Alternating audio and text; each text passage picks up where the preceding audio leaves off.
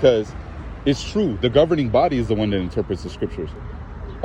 They're called the guardians of doctrine. Garrett Lush even said it on one of his broadcasts. He says, we are the guardians of doctrine. That's what he said.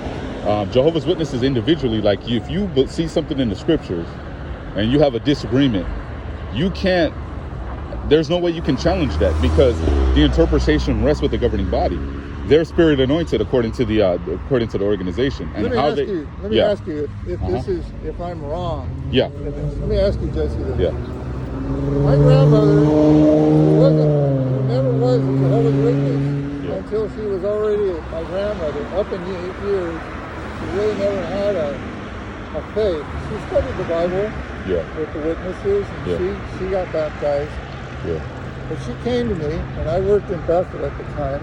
She came to me and she said, Roy, I can't believe what they're saying about Noah. That Noah and his family, they were all shadows of Jesus and Jehovah and all this. I can't fathom it. It wasn't something she could take. Yeah. And believe me, Jesse, I agreed. I said, that is kind of a stretch. But I said, we try to focus on what the Bible really says and have faith in that. That's why they really want us to read the Bible. We want to be convinced what the Bible's telling us. Mm-hmm. Not just but what men are telling us.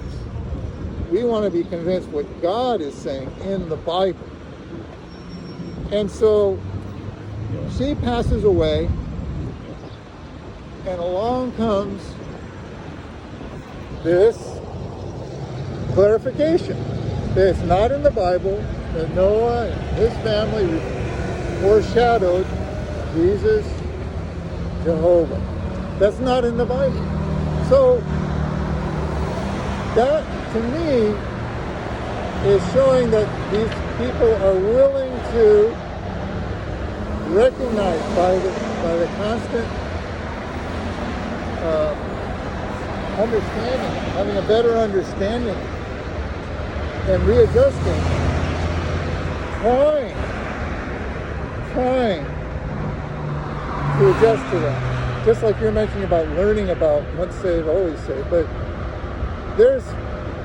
it's not that it's complicated, but there is so much, like the Bible says, the depth of God's wisdom. It's unfathomable. It's an open pit that has no end to it. We have to be willing to keep learning. Yeah. And that's, would like to encourage anyone to do. Yeah. If you keep challenging and wanting to know why, legitimately to try to know the truth, I wish you the best. Yeah. I wish you the best. There are some Jehovah's Witnesses that are more educated than the governing body members. To me, whenever I listen to them on the broadcast, it sounds like they don't know what they're talking about. That's how it is. And some of the Jehovah's Witnesses that I've spoken to over the years, they sound more educated. They have more cognitive reasoning. They have a stronger level of reasoning than what the people of the governing body put out in their broadcasts and stuff. I appreciate that. That's very honest appraisal. Yeah. We're all different. Yeah. We're all different. And the sad thing is that if your mother, was it your mother, your grandmother? My grandmother. Your grandmother, if she went to the elders and say that no, that's incorrect, this understanding is the correct one, she would be disfellowshipped. She would be shunned, because she's going contrary to spirit-filled men. She doesn't have the spirit. So even as educated as the rank and file can get, and I would even argue my aunt, she's very educated in the matters of Watchtower theology. She knows the history. She knows Charles Taze Russell, Joseph Rutherford.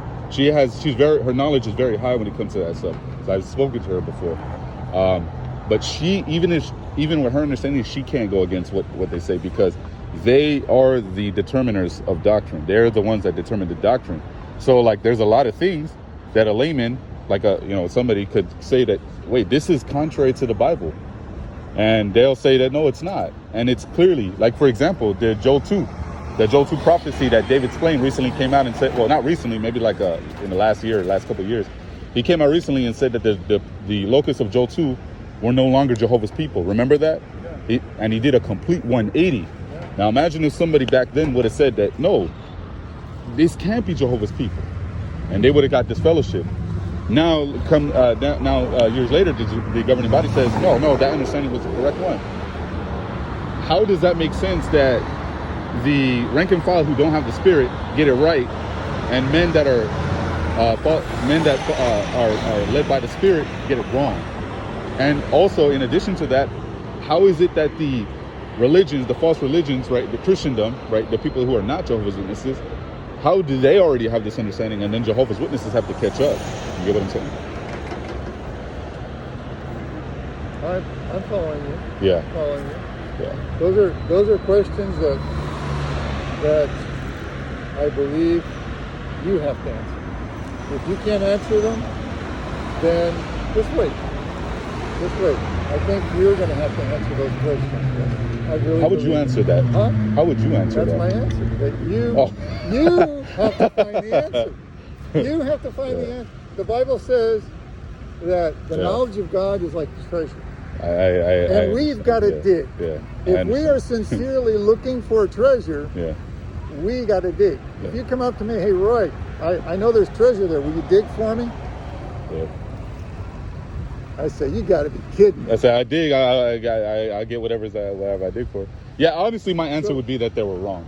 The organization wrong. I understand, but